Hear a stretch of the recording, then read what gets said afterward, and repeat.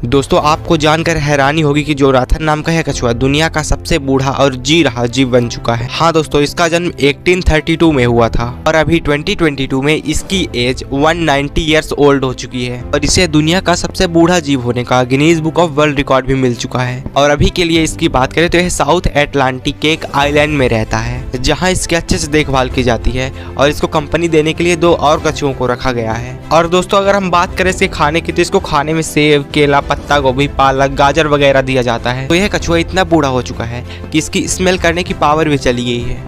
दोस्तों क्या हो अगर धरती के सारे इंसान गायब हो जाए तो सबसे पहले तो घर में बंदे पालतू जानवर बिना खान पीन के मरने लगेंगे और धीरे धीरे हमारे घरों में जंगली जानवरों का कब्जा हो जाएगा और 500 सालों बाद इंसानों द्वारा बनाई गई सभी चीजें नष्ट होकर जगह जगह पेड़ पौधे उगने लगेंगे और सभी जगह जंगल ही जंगल नजर आएगा। इंसान ना होने के कारण पूरी धरती पर जानवरों का बोलबाला होगा और लाखों साल बाद इंसानों के होने का नामो निशान ही मिट जाएगा और करोड़ों साल बाद हमारी धरती पर ऑक्सीजन ज्यादा होने के कारण ऐसे ऐसे जीव का जन्म होगा जो इंसानों से कई गुना ज्यादा ताकतवर होगा और इनका दिमाग इंसानों से भी हजारों गुना तेज होगा और वे टेक्नोलॉजी में हमसे कई गुना ज्यादा बेहतर होंगे।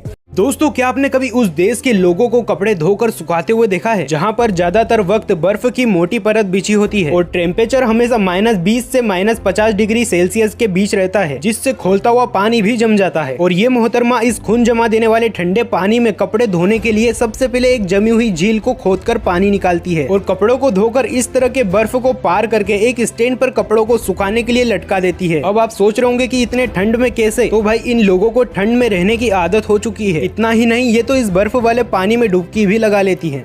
दोस्तों ये लोग इस लड़की की साइकिल को आखिर क्यों तोड़ देते हैं जानकर हैरान हो जाओगे। दरअसल जब लड़की कोचिंग से घर जा रही होती है तो ये लोग उस लड़की को बीच में रोक लेते हैं और उसको रोड के किनारे पर लेकर जाते हैं। फिर उस लड़की को बोलते हैं कि तुमने एक छोटे से बच्चे का एक्सीडेंट किया है जो कि अभी अस्पताल में है। लेकिन वो लड़की बोलती है कि मैंने ऐसा कुछ भी नहीं किया है और आप लोग मुझे घर जाने दे। तब वो लड़का साइकिल को नीचे गिराकर उस पर हैमर से 2 से 3 बार वार कर देता है, जिसके कारण साइकिल पूरी तरह से खराब हो जाती है और फिर वो लड़की जोर जोर से रोने लगती है और वो लड़के वहाँ से चले जाते हैं और एक नई स्कूटी लेकर आते हैं और उस लड़की से बोलते हैं कि ये एक प्रैंक था और हम लोग आपकी हेल्प करना चाहते थे। फिर वो लड़का उस स्कूटी की चाबी उस लड़की को दे देता है। दोस्तों ऐसे प्रैंक के लिए 1 लाइक तो बनता है। दोस्तों क्या आप जानते हैं कि प्लास्टिक सर्जरी में क्या प्लास्टिक का इस्तेमाल होता है? आज के समय में प्लास्टिक सर्जरी के बारे में कौन नहीं जानता, जिसका इस्तेमाल करके आजकल के सेलिब्रिटी खुद को यंग और सुंदर दिखाते हैं। दरअसल प्लास्टिक सर्जरी में प्लास्टिक शब्द ग्रीस भाषा के प्लास्टिको शब्द में से लिया गया है, जिसका मतलब होता है फिर से तैयार करना या फिर से बनाना। इस सर्जरी में आपके शरीर के एक भाग से स्किन लेकर उस जगह पर लगाया जाता है जहाँ सर्जरी करना होती है और इसमें कोई भी प्लास्टिक का यूज नहीं किया जाता।